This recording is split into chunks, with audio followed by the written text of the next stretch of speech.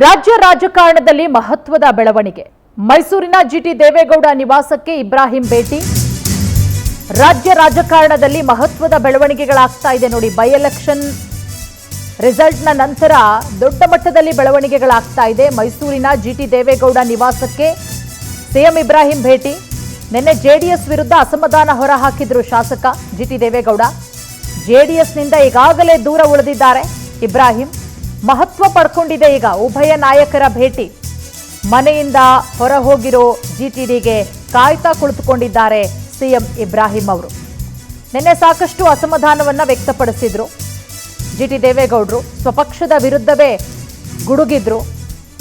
ಅದರ ಬೆನ್ನಲ್ಲೇ ಈಗ ಇಬ್ರಾಹಿಂ ಅವರು ಜಿಟಿ ದೇವೇಗೌಡರನ್ನ ಭೇಟಿ ಮಾಡೋದಕ್ಕೆ ಅವರ ನಿವಾಸಕ್ಕೆ ಬಂದಿರೋದು ಸಾಕಷ್ಟು ಅನುಮಾನಗಳನ್ನು ಉಂಟು ಮಾಡಿದೆ. ಒಂದು ಕಡೆ ಮನೆಯಿಂದ ಹೊರಗಡೆ ಹೋಗಿದ್ದಾರೆ ಜಿಟಿ ದೇವೇಗೌಡರು, ಅವರಿಗೋಸ್ಕರ ಕಾಯ್ತಾ ಕುಳಿತಿದ್ದಾರೆ ಸಿಎಂ ಇಬ್ರಾಹಿಂ. ಮಹತ್ವ ಪಡ್ಕೊಂಡಿದೆ ಈಗ ಉಭಯ ನಾಯಕರ ಈ ಒಂದು ಭೇಟಿ.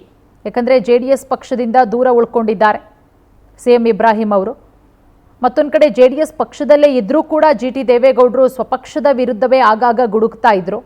ಇನ್ನು ನಿನ್ನೆನೂ ಕೂಡ ಸ್ವಪಕ್ಷದ ವಿರುದ್ಧ ಒಂದಷ್ಟು ಸಾಲು ಸಾಲು ಆರೋಪಗಳನ್ನು ಮಾಡಿದ್ರು. ಬಹಿರಂಗವಾಗಿ ತಮ್ಮ ಅಸಮಾಧಾನಗಳನ್ನು ವ್ಯಕ್ತಪಡಿಸ್ತಾ ಇದ್ದಾರೆ.